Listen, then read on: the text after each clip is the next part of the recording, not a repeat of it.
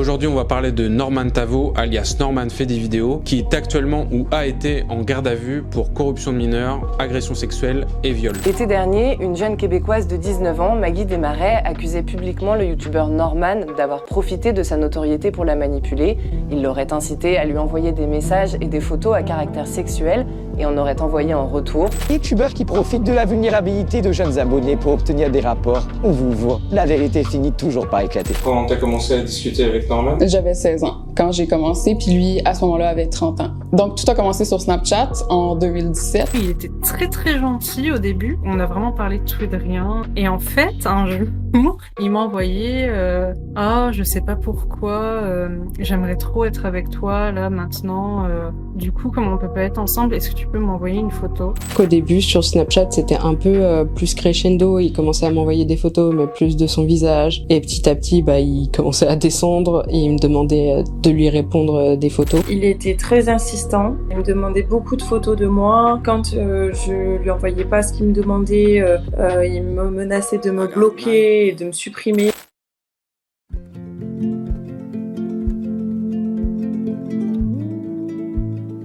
J'espère que vous allez bien depuis le temps. Vous passiez un bon moment sur YouTube? Eh bien, je vais péter l'ambiance dans 3, 2, 1. Alors, l'affaire Norman, est-ce qu'on en parle? Salut à tous, je vous zappe le disclaimer que vous connaissez certainement tous. Aujourd'hui, une nouvelle vidéo react, on va dire. Vous l'avez sans doute vu passer depuis 3-4 jours maintenant, l'affaire Norman est de retour. Il a posté une vidéo le 11 août 2024 où, enfin, on entend sa version des faits. Alors, je préviens déjà, la vidéo risque d'être un petit peu plus longue que mon style de vidéo d'habitude, mais c'est nécessaire. Je ne pourrais pas me permettre de parler du sujet sans présenter vraiment l'entièreté de la situation de façon exacte. C'est un sujet délicat, un sujet très sensible, très mainstream d'ailleurs en ce moment, donc j'aimerais vraiment éviter de dire du n'importe quoi en réduisant le temps de la vidéo en fait. Ceux qui ont suivi l'affaire de près savent que depuis le début de cette histoire, nous n'avons jamais eu sa version des faits. Nous n'avons jamais entendu ce qu'il avait à dire par rapport à toutes ces accusations, par rapport à tous ces événements depuis 2020 maintenant. Parce que oui, ce n'est pas en 2022 que l'affaire éclate. 2 ans auparavant déjà, des manœuvres avaient déjà été mises en place, des mouvements avaient déjà été mis en œuvre, on va dire comme ça, pour, voilà, le dénoncer entre guillemets, pour que la justice se saisisse de l'affaire. Je pense que vous avez probablement entendu parler du hashtag balance ton youtubeur qui faisait suite un petit peu à un autre hashtag du même genre où en fait l'objectif était de dénoncer ceux qui se servent justement de leur popularité, de leur notoriété en fait pour abuser de leur communauté, on va dire ça comme ça. Alors si vous n'aviez pas tous les détails de l'affaire Norman, permettez-moi de faire un petit résumé de ce qui s'est passé, comment en sommes-nous arrivés là. On va ensuite un petit peu écouter ce qu'il a eu à dire par rapport à tout ça et enfin vu que c'est un petit peu à ça que sert cette chaîne, je vais me prononcer par rapport à ce phénomène social à double tranchant je dirais, qui a tendance à engendrer plus de mal que de bien. Je n'en dis pas plus, commençons. La carrière de Norman, de son vrai nom Norman Tavo, commence en 2008 sur Dailymotion, pour ceux qui s'en rappellent, avant d'arriver sur YouTube en 2010-2011.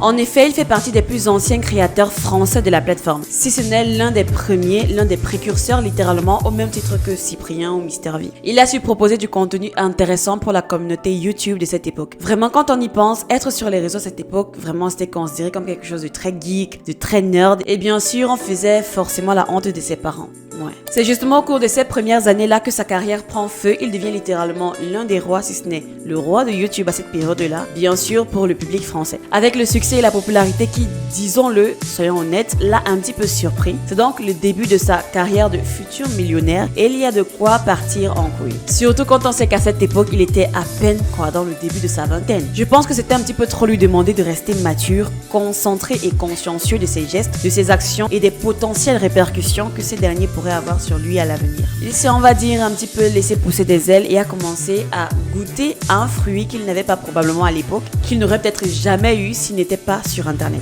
Et c'est souvent ça les avantages et bien sûr les inconvénients d'être populaire. Si on n'a pas une grande maîtrise de soi, il arrive très souvent que l'on fasse des dingueries. C'était probablement donc trop lui demander d'agir avec maturité face à tous les bénéfices que lui offrait sa nouvelle position, son nouveau titre de star d'internet. La célébrité en fait c'est comme être une bonne meuf, tu te fais siffler souffler, tu te fais payer des verres, tu reçois des cadeaux, les gens parlent avec toi mais tu sais jamais vraiment s'ils cherchent quelque chose derrière. De chômeur inexistant à star des réseaux sociaux, croyez-moi, ce n'est pas surprenant que tout d'un coup, beaucoup de femmes vous trouvent intéressant, passionnant, BG même, et qu'elles veulent toutes avoir le privilège de vous parler, d'être plus proche de vous et d'être un petit peu plus intime avec vous. Et c'est ce qui arrive très souvent, c'est comme ça que les choses fonctionnent, c'est un phénomène observable à tellement d'échelles. Et bien sûr, on ne peut pas lui demander de ne pas en profiter, il peut se le permettre, et à cette époque, pour lui certainement, il se dit qu'il le méritait bien. Il méritait cette attention qu'il recevait de la part de ses fans, il méritait cet amour, c'est le cas, vu qu'il proposait du contenu intéressant, donc quoi de plus normal que de recevoir de la chaleur en retour de la part de ta communauté. Seulement, la chaleur qu'il recevait de sa communauté ne se limitait pas uniquement à recevoir des encouragements, des commentaires chaleureux, mais cette chaleur allait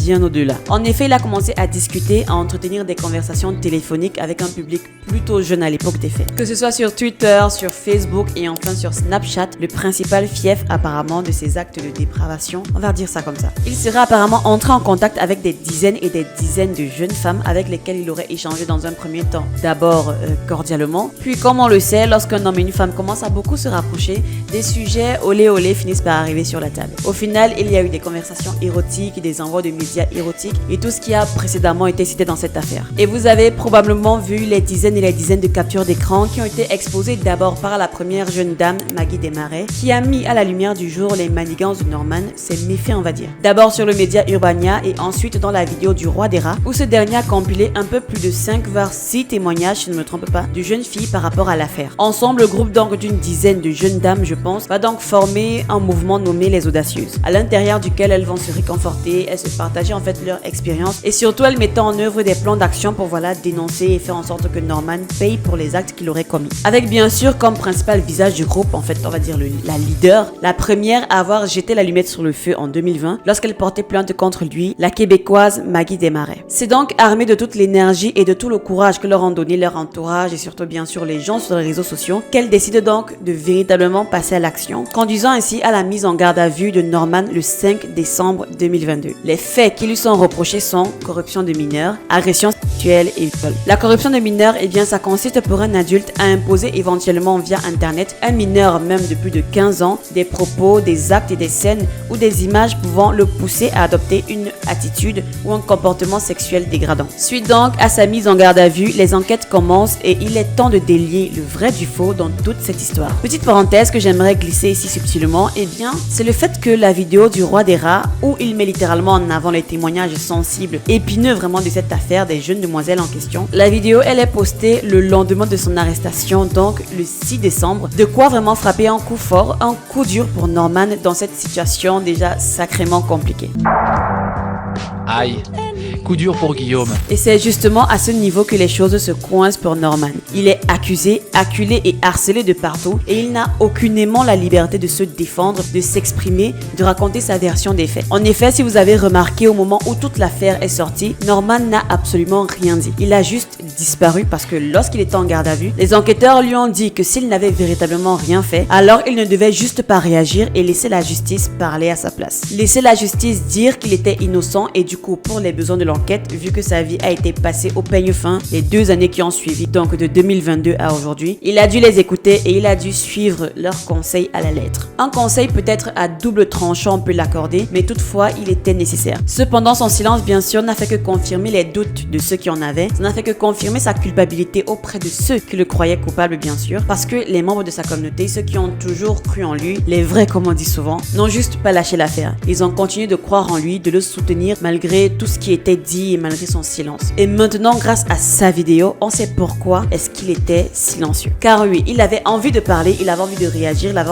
bien envie de confronter les audacieuses en question, mais pas moyen pour lui. Seulement pendant ce temps-là, tout a continué de s'aggraver pour lui, il se faisait harceler, sa famille se faisait harceler, ses proches se faisaient harceler, sa vie était menacée, alors il a juste décidé de disparaître. C'était la meilleure option pour lui. Il se devait de disparaître pour protéger sa vie, la vie de sa famille et de son entourage. Et bien sûr disparaître autant bien dans la vraie vie que sur les réseaux sociaux. En effet, depuis le début de cette histoire, Norman n'a plus publié des vidéos sur sa chaîne YouTube jusqu'à il y a 3-4 jours, donc le 11 août précisément. Sa dernière vidéo datant donc du 25 novembre 2022, soit quelques jours avant le début de sa descente aux enfers.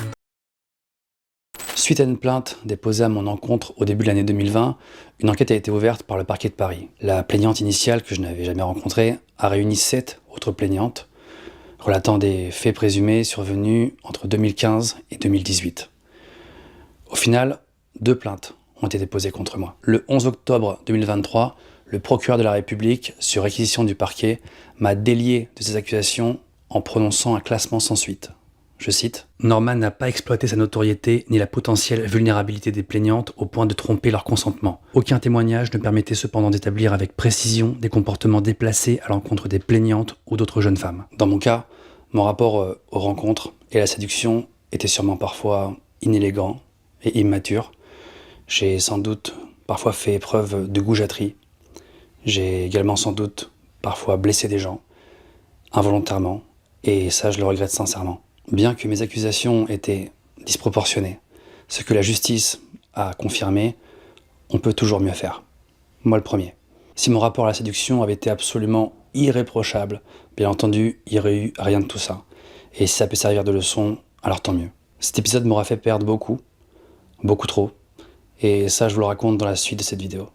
À ce moment-là, je ne savais pas, mais les médias étaient en train de parler de moi, donc certains ont fait leur travail, d'autres m'ont immédiatement mis sur le pilori, sans tenir compte de la moindre présomption d'innocence. C'est assez étrange de constater que les fameux témoignages étayés par les plaignantes soient bien différents dans la vidéo d'un petit youtubeur random que face à un vrai enquêteur représentant la justice. Face à cette hypocrisie généralisée, des témoignages parfois tronqués et à charge, je me suis tue pendant tout ce temps. J'ai accueilli la parole des personnes se sentant concernées. Je me suis tue également pour laisser la justice faire son travail. Et aussi et surtout pour protéger ma famille, qui était sidérée et en totale souffrance. Mais sachez que ce silence n'est donc pas un aveu, mais le strict opposé. Pendant tout ce temps de réflexion, j'ai dû essayer de me reconstruire en off, dans ma vie privée. Parce que j'ai beau avoir une certaine notoriété, quand la caméra s'éteint, je suis comme tout le monde, pas plus fort qu'un autre. 2 ans, c'est long. Je me suis servi de ce temps pour me remettre en question, pour réfléchir. Je me suis posé 1000 questions. Je me suis concentré sur ma famille, sur mes enfants, ma vie perso. Honnêtement, c'était pas vraiment un choix, mais je crois qu'on en avait tous besoin. Et ils ont été mon plus beau refuge. Vous l'avez vu, avec son silence et sa disparition, l'affaire a fait place à des milliards et des milliards de théories, pratiquement toutes bien sûr orientées dans le sens où on affirmait qu'il était coupable, que son silence, sa disparition signifiait qu'il était coupable. Parce que pour les gens, ce n'est pas une coïncidence. Sauf que voilà, avec la vidéo qu'il vient de mettre en ligne, il vient justement de démentir, de décrédibiliser et de discréditer tous ces détraqueurs. Ceux qui auront encore des doutes, honnêtement, après cette vidéo, je ne saurais pas quoi leur dire. Quand tout cela a commencé, quand les victimes ont délié leur langue, quand les témoignages ont commencé à fuser et que des vidéos comme celle publiée par le roi des rats ont été partagées, ça a été difficile de ne pas les croire. Ça a été difficile de songer même à écouter le camp adverse, c'est-à-dire lui. Et ça a été difficile de vouloir entendre même quoi que ce soit venant de la part du présumé coupable. Mais une seule chose claire et nette ressort de ses aveux, de cette enquête. Il s'est très mal comporté envers ces jeunes femmes dans sa manière de les approcher, dans sa manière dont il procédait pour obtenir de leur part des faveurs physiques. On pourra dire qu'il s'est comporté en véritable pervers, en obsédé, en goujat, en homme de peu de valeur, de peu de recommandations. C'est un fait, les captures d'écran le montrent.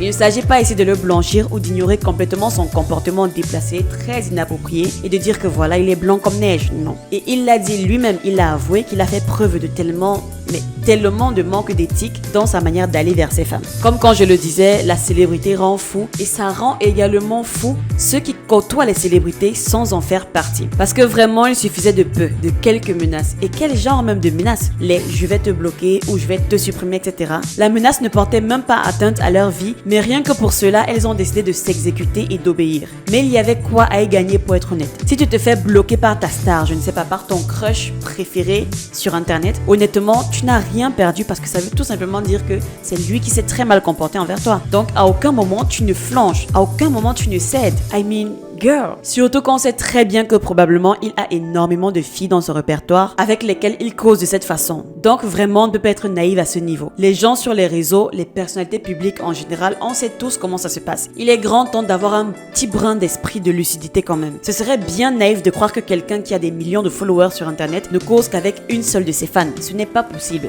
Ce n'est même pas envisageable. On dit qu'il a profité de sa notoriété comme si ce n'était pas normal que quelqu'un de célèbre se retrouve avec énormément de matchs, énormément de filles filles qui veulent de lui, énormément de filles qui le trouvent intéressant en fait. Même pas vouloir de lui, mais juste intéressant et vouloir causer avec lui, vouloir être proche, intime, de cette façon-là en fait. Dans tous les cas, c'est ce que disent les preuves, c'est ce qui a fini par être mis à la lumière du jour. Et donc actuellement, il n'est donc plus présumé innocent ou présumé coupable, il est tout simplement innocent. Et dans cette histoire, je suis également tombée sur des posts sur Twitter de gens qui disaient que classé sans suite ne signifie pas qu'il est innocent. Eh bien, ça signifie aussi qu'il n'est pas coupable. Donc arrêtez de tirer la couverture du côté que ça vous arrange. Ça aurait été plus honnête de la part de cette Greek Note par exemple, qui a fait des posts pour dire qu'elle était déçue du verdict, de reprendre le communiqué du procureur expliquant pourquoi il a classé sans suite le dossier après 2 ans d'enquête. La qualification de corruption de mineurs a été écartée, au motif que l'âge des jeunes filles n'a jamais été précisé en début de prise de contact et qu'elles n'avaient pas d'apparence physique ni de discours laissant supposer de la part du mis en cause une particulière attirance pour les enfants ni les corps enfantins, et qu'il ne ressort d'aucun élément du dossier un indice de volonté de perversion de la jeunesse requis pour retenir cette qualification. Les qualifications de viol et d'agression sexuelle n'ont davantage été retenues dès lors que les échanges préalables aux rencontres étaient systématiquement sentimentaux et le plus souvent sexualisés et sans ambiguïté. Il apparaît ainsi que les consentements n'ont pas été trompés et que la pression de ne pouvoir revoir le mis en cause ou son insistance ne peuvent suffire à caractériser la contrainte. C'est un volage, c'est un goujat sans doute, mais ce n'est pas un crime. Résultat, si l'on en croit la justice, si l'on en croit le verdict qui a été donné, il se pourrait donc que tout cela, tout ce remue-ménage, que tout cela n'ait servi à rien, que tout cela n'a eu pour seule conséquence que la destruction de sa carrière. Et c'est le véritable problème que je voulais soulever dans cette vidéo avec cette affaire. Je ne sais pas vous, mais moi j'ai l'impression que des scénarios comme celui-ci, j'en ai entendu suffisamment. L'affaire Johnny Depp, Jonathan Meyers, Léo Grasset alias Dirty Biology, Ashraf Hakimi aussi si je ne me trompe pas, ou alors Benjamin Mendy. Bref, les exemples sont nombreux. Les femmes qui témoignent avoir subi des abus, des agressions et j'en passe, certaines qui mentent, d'autres qui mêlent mensonges et vérité, d'autres qui aggravent les faits.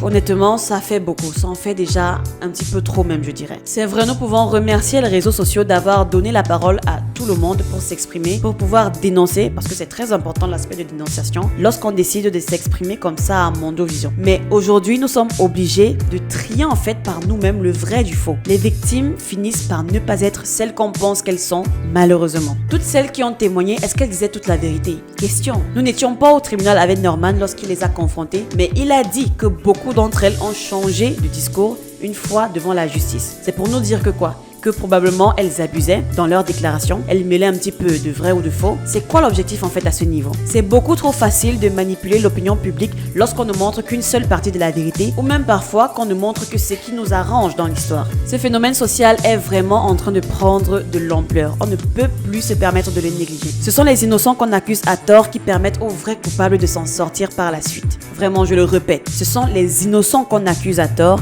qui permettent aux vrais coupables de s'en sortir par la suite. Réfléchissez-y. Des 7 filles qui ont témoigné partout dans toutes les vidéos possibles, il n'y en a que 2, si je ne me trompe pas, qui sont vraiment arrivées jusqu'au bout. Pour moi, il n'y a que 2 options à ce désistement. Soit elles se sont rendues compte qu'elles ne gagneraient ni d'argent ni de popularité avec ce geste en fait, soit elles ont eu un élan de conscience. Ce qui pour moi, normalement, n'arrive pas chez les vraies victimes. Tu ne peux pas avoir un élan de conscience si tu as vraiment été une victime, si tu as vraiment été abusé. D'autant plus qu'elles avaient le soutien populaire.